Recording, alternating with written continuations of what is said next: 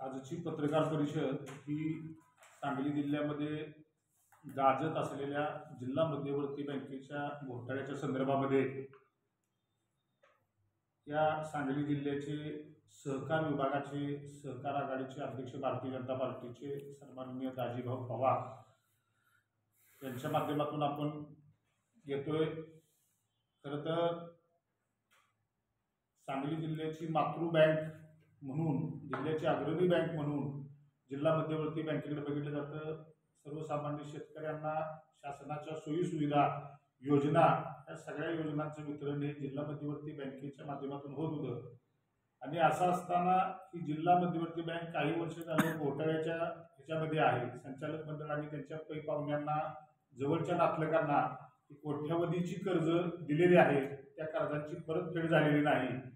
आणि काही शाखांच्या मध्ये ज्या शाखांची चौकशी झाली, सांगली जिल्ह्यामधल्या 10 तालुक्यामध्ये या शाखांचा विस्तार आहे, त्याच्यामध्ये फक्त तासगाव तालुक्यामध्ये जो अपहार झालेला आहे त्या तालुक्यातली फक्त आकडेवारी माध्यमांच्या समोर आलेली आहे।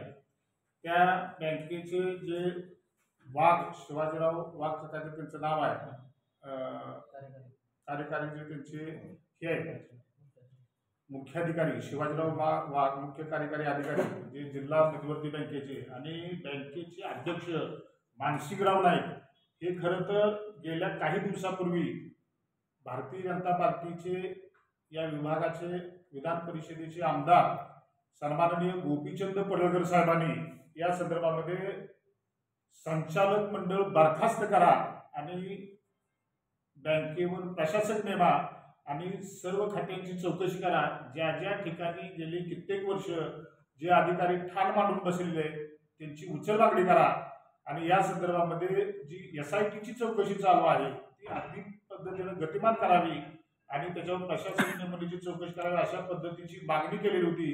त्या संदर्भातली त्यांनी सहकार मंत्री आणि राज्य शासनाकडे या बँकेच्या झालेल्या घोटाळ्याच्या संदर्भामध्ये आवाज उठवलेला होता। आणि ही सगळी भूमिका आमदार गोपीचंद पडळकर साहेबांनी उचलल्यामुळं नाइलाजास्तव एक काल या बँकेचे मुख्य कार्यकारी अधिकारी शिवाजीराव वाघ आणि मानसिंगराव नाईकांनी माध्यमांना पुढे सांगितलं की या जिल्हा मध्यवर्ती बँकेमध्ये 2,43,00,000 रुपयांचा अपहार झालेला आहे। पैकी 95 का 96 लाख रुपये, 93 लाख रुपये हे त्यांनी रिटर्न केलेले आहेत, अशा पद्धतीची त्यांनी भूमिका मांडलेली आहे। खरं तर त्यांनी प्रत्यक्ष किंवा अप्रत्यक्षरित्या कबुली दिलेली आहे की अपहार झालेला आहे आणि अशा पद्धतीनं अपहार करणाऱ्या अपहृत व्यक्तींना त्या बँकेच्या संचालक मंडळावर आणि अध्यक्षपदावर राहण्याचा मानसिंगराव नाईकांना आता कुठल्याही पद्धतीचा नैतिक अधिकार राहिलेला नाही, म्हणून त्यांनी पहिल्यांदा राजीनामा द्यावा आणि खरं तर राजीनामा देण्यापेक्षा त्यांच्यावर कारवाई करावी आणि ही टोटल जे संचालक मंडळ आहे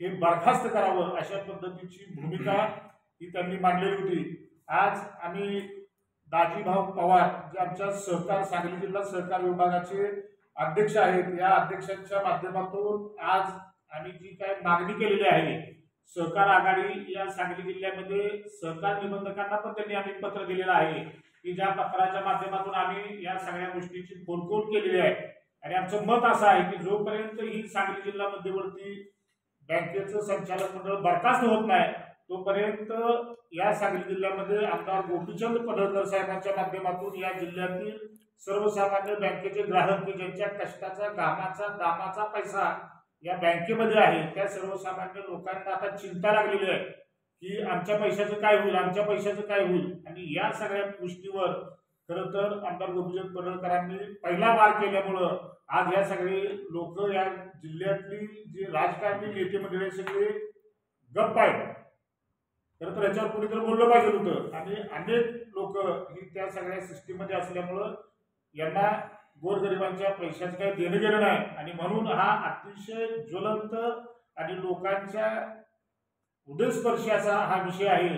आणि हा विषय आज सांगली जिल्हा आमचे अध्यक्ष सहकार विभागाचे दाजीभाऊ पवार यांच्या मार्गदर्शनाखाली या जिल्ह्यामध्ये आम्ही भारतीय जनता पार्टीच्या वतीनं हा सगळा मुद्दा लढतोय। जोपर्यंत संचालक मंडळ बरखास्त होत नाही, जोपर्यंत या बँकेवर प्रशासक नेमला जात नाही आणि या सगळ्या पैशाची वसुली होत नाही तोपर्यंत आम्ही भारतीय जनता पार्टी या सांगली जिल्ह्यामधले आज आम्ही माध्यमांच्या समोर ही सगळी आमची भूमिका मांडलेली आहे। उद्यापासून येणाऱ्या काळामध्ये सहकारी सहाय्यक निबंधक कार्यालय असेल किंवा सहकार आयुक्त असतील यांच्या दारामध्ये आम्ही बसून रस्त्यावरचा संघर्ष करण्यासाठी आम्ही येणाऱ्या काळामध्ये तयार आहोत।